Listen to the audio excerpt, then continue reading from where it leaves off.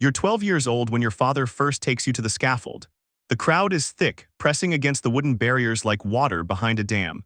You don't want to be here, but the choice left your family the day you were born with his blood in your veins. Your father walks ahead without speaking, his shoulders broad in the morning light. He is the executioner of this town, and soon you will be too. The condemned man stands on the platform, wrists bound, face already empty of hope. The crowd shouts things you don't understand, voices rising like a terrible song. Your father takes the axe in both hands, tests its weight with a small movement that shows no emotion. Then he looks at you only once and nods toward the front. He wants you to see clearly. The axe rises, the crowd holds its breath. In a single motion it falls. The sound is different than you expected, not clean, not quick, but a wet and heavy thing that echoes through your chest. Your stomach turns. Your father sets down the axe and walks back as if nothing has happened. That night he teaches you how to sharpen the blade. You're 14 and your hands are learning what your mind refuses to accept. You spend hours in the basement maintaining the tools of your trade. The weight of them becomes familiar, almost comfortable. Your father barely speaks during these lessons. He shows you the proper angle for the blade, how to check for dullness, how to oil the wood so it doesn't crack. There are other apprentices sometimes, sons of other executioners from neighboring towns. They share knowledge about ropes and knots, about the angle of the drop, about how to make death as quick as possible. Your father teaches you that it's not cruelty that drives this work, it's precision. The better you are, the faster the suffering ends. It's a strange mercy, the only kind available. One afternoon, a man comes to your father with a proposition. The Lord is planning a public execution for a thief, and he needs someone experienced. This is your chance to stand on the platform with your father to prove yourself. When your father agrees, he turns to you and says nothing. You understand anyway. Tomorrow you will help kill a man for the first time. You don't sleep that night. You lie in your narrow bed listening to the sounds of the town, each noise feeling like it might be your last experience before everything changes. When dawn comes, you wish it hadn't. You're 16 and you've stopped counting how many you've sent to whatever comes after this world.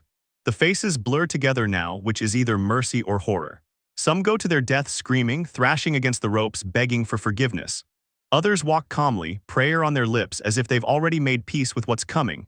You've learned to read the dangerous ones.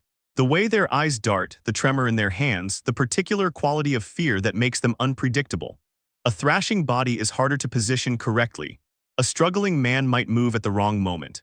You learn to watch for these signs and signal your father accordingly. The Lord has begun asking for you by name. There's something about your precision, your steadiness, that he appreciates. You're not yet a full man, but already you have a reputation. People whisper when you pass through the market. Mothers pull their children closer. The baker's daughter looks away when you buy bread. This is the cost of your inheritance. You're 18 and a new kind of horror has emerged, the knowledge that you're good at this. Better each year. Your hands are steady, your aim is true. Your father is aging now, his hands shaking from palsy. You've become the primary executioner. During one execution, when a rope breaks unexpectedly, your father looks to you to finish it cleanly. The man is alive but broken, unable to move. You know what you have to do. After, your father puts a hand on your shoulder, the first sign of affection in years, and says you handled it well. That this is what separates us from chaos. But you feel something crack inside yourself that day, some final piece of whatever remains of the boy you used to be. A letter arrives from the capital requesting your services. The Lord there has heard of your reputation and wants you to perform a public execution for a nobleman who betrayed the crown. The execution is to be elaborate, drawn out, designed as a spectacle and warning. Your father doesn't say anything. He simply hands it to you and leaves the room. You're 20 and traveling beyond your town for the first time, accompanying the condemned man in a cart that moves slowly down the road toward the capital. When you arrive, the crowd is massive. Thousands of people gathering in the square, anticipation heavy in the air like a storm about to break. The execution is nothing like the quick, merciful deaths you've been trained to provide. The Lord wants suffering. He wants entertainment. You're instructed to prolong the death, and the cruelty of it settles into your bones like something that might never leave. The crowd roars with every moment of agony. Women laugh. Children scream with excitement. A merchant sells sweets to people watching someone die slowly. You realize in that moment that it's not the execution itself that corrupts you, it's the crowd. It's knowing that people gather to watch, that they find entertainment in death, that they demand you be the instrument of their entertainment. When it's finally over, you hear them comparing it to other executions, placing bets on your future performances. You've been transformed into a show and there's no going back. You're 23 and something has broken in you that cannot be fixed. The executions continue. More men, more women, more faces that you'll forget if you're lucky. Your father is now too old to work and you run the operation alone. The Lord has increased the frequency of executions. Criminals, heretics, political prisoners, anyone deemed a threat is sent to you. One morning, a priest comes to your home and asks why you do this, what justification you offer for your work. You don't have an answer. He tells you that your soul is in danger, that no amount of duty can cleanse what you've done, and that repentance is the only path forward. You let him talk, then you ask what happens if you stop. Who carries out justice then? The priest has no answer. You spend your evenings alone now. The tavern keeper is polite but distant. No woman will marry you. Even your own family keeps a distance that feels physical. You start to drink more. Your hands, which must remain steady for your work, become less steady otherwise. You develop a tremor in your left hand that only goes away when you hold an axe. You're 25 and a man approaches you in a dim part of town. He seems to know everything about your work, details about specific executions, about the way your precision has become legendary. He offers you gold. Enough to leave this town, start a new life. But then he describes what kind of work he means. War crimes essentially executed in the name of conquest. You tell him no. That night you sit in your father's old chair and hold the family's axe in both hands. You press the blade against your wrist but don't push. You're not even sure what you'd accomplish. Death, escape. Or just confirmation that you still have free will. You set the axe down without using it. You're 28 and you're learning that you won't die young, which feels like punishment itself. Your work continues. A young man arrives to apprentice with you, sent by the Lord as your successor. The boy is maybe 13, with that same blank look in his eyes, realizing he has no choice in what he'll become. You teach him what your father taught you. You want to tell him there's another way, but there isn't, not really. The boy asks you one evening if it gets easier with time.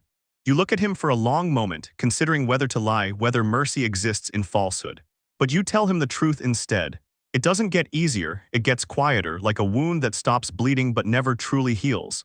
He doesn't ask you anything else after that. Some nights you wake from dreams you can't remember, your heart racing, sheets damp with sweat.